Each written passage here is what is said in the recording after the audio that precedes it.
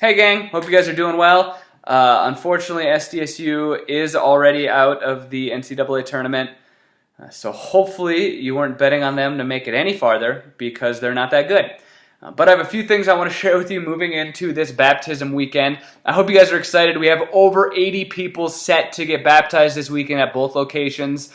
Close to 20 here at East. It's going to be awesome. And I just really want this to be something that us as an entire team and ministry share with everyone that's going to be getting baptized. You know, some of you have gotten baptized here at Fountain Springs, and you know there's this nerve-wracking feeling going and hopping into this tub in front of hundreds of people.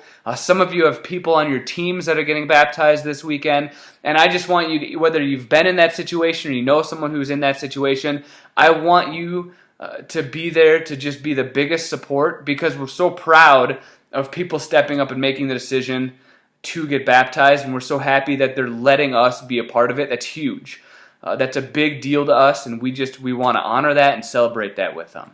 One of the big things I wanted to talk about before getting into some of the information is I was listening to Patrick Lencioni this morning, and who is a great leadership guru and just a wonderful Christian man, and he's wrote a bunch of good books. One of the things he was talking about was creating an atmosphere of humility within your teams, and what he was meaning was, do we have an atmosphere in our team that we're allowing people on our teams to be vulnerable? You know, we've been talking about stretching ourselves and being uncomfortable and being willing to be vulnerable. But not just us. Are we creating that atmosphere where our team can come up and share vulnerable things with us? There's people that are getting baptized this weekend that I had no idea hadn't been baptized yet. And that makes me think, okay, have I created a relationship and an atmosphere with them where they know they can come and they can say this uncomfortable, vulnerable thing because maybe they're too scared to come and tell me, hey, I haven't been baptized yet. They're afraid that I'll look at them differently, or I'll judge them possibly for the fact that they haven't made that decision yet, even though they're volunteering and they're fully invested in what's going on here. And so if that makes any sense, I want us to start looking, okay, have I created an atmosphere in my teams and the way I talk to them and what I teach them? Am I building this atmosphere of vulnerability and humility where I can say, hey, you know what? You're accepted no matter what. The biggest reason we do that is that gives us coaching moments.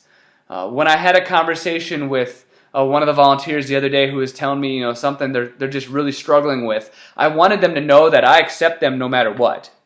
And the reason I do that isn't just to build this atmosphere, but it's to allow myself an ability to speak into their life.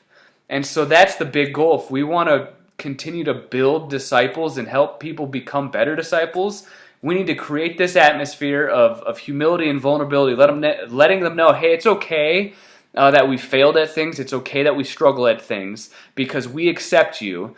And that puts us in a position to say, hey, you know what? Let me walk this stuff out with you, because that's our ultimate goal. With that, a few weeks ago, I challenged you guys to start to build a little more one-on-one or a little more intentionality with your teams. And one of the things I gave you was Volunteer Central. We have that free access, free meal every single Sunday. And we have the ability to take people in there and say, hey, you know what? Let's go grab breakfast. Let's go grab some food in Volunteer Central and just sit down and talk. I want to know if that's something you guys have done yet. If not, it's okay, because I haven't done a very good job of it either. But I, as a team, want us to be able to utilize things like that. I want us to build this atmosphere, and that's one of the best ways to do it. And so that's our first step. So if we haven't done it this week and next week, let's really focus on gathering a group of people on our team, or grabbing our entire team and saying, hey, you know what? We're going to go in and we're just going to have breakfast together. Now, we can all eat here. It's free. We're all sitting right here. So let's just go grab a table in Volunteer Central, sit down and eat and just talk. Just build that community, build that atmosphere of vulnerability and humility that allows us to disciple them and speak into their lives.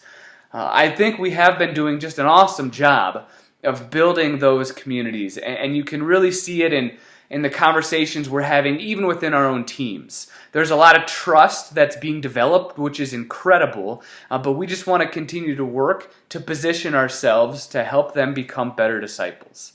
But going into this weekend, there's just a few things of information. Baptism is going to look a little different this time.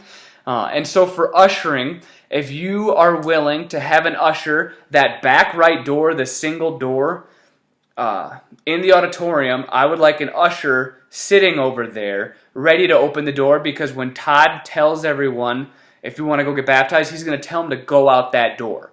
We're also going to be letting anyone know who has checked in to get baptized to sit over in that back section. So you and your ushers know if people are there to get baptized, we want them to sit in that back right section, closer to that single door that enters into the hallway that we share with the kids ministry, if that makes any sense. And I can show you a little bit better when we get there. But the whole reason is we want to create this tunnel atmosphere. So when people walk out of the auditorium, they walk through this hallway, and we're going to try and best as we can fill that hallway with people who are just acting as cheerleaders.